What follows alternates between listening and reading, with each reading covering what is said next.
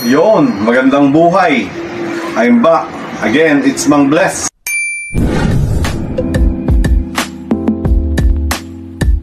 Para sa Real Talks.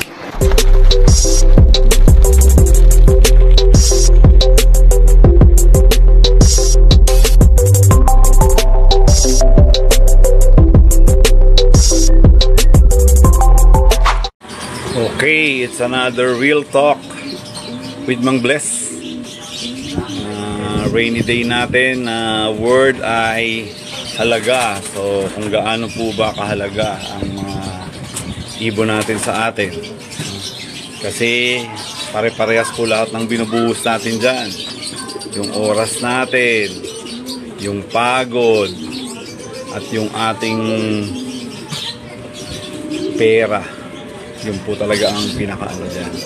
Kaya iba po yung halaga ng presyo kasi po ito ay may kanya-kanya po tayong presyo, pero yung halaga po niyan kung gaano sila kaimportante sa atin ay iba-iba po yan.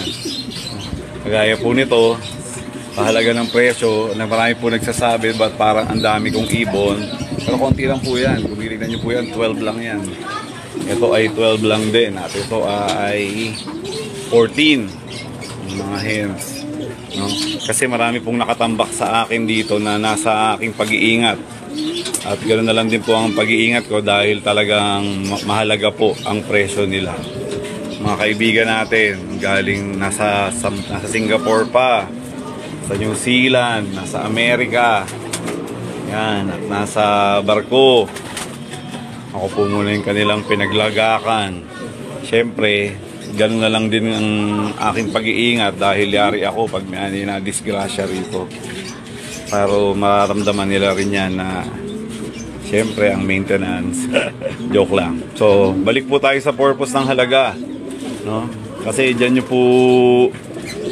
nyo po ibabari ang inyong pag-iingat, no? Pero higit sa lahat, ibalanse po natin ang ating halaga sa ating pamilya, hindi lang po sa ating alaga, para lahat po ay happy-happy, hindi po tayo lang. Para sa mga susunod pang topic natin ay makikita po natin ang halaga, lalong-lalo na itong Real Talk na to.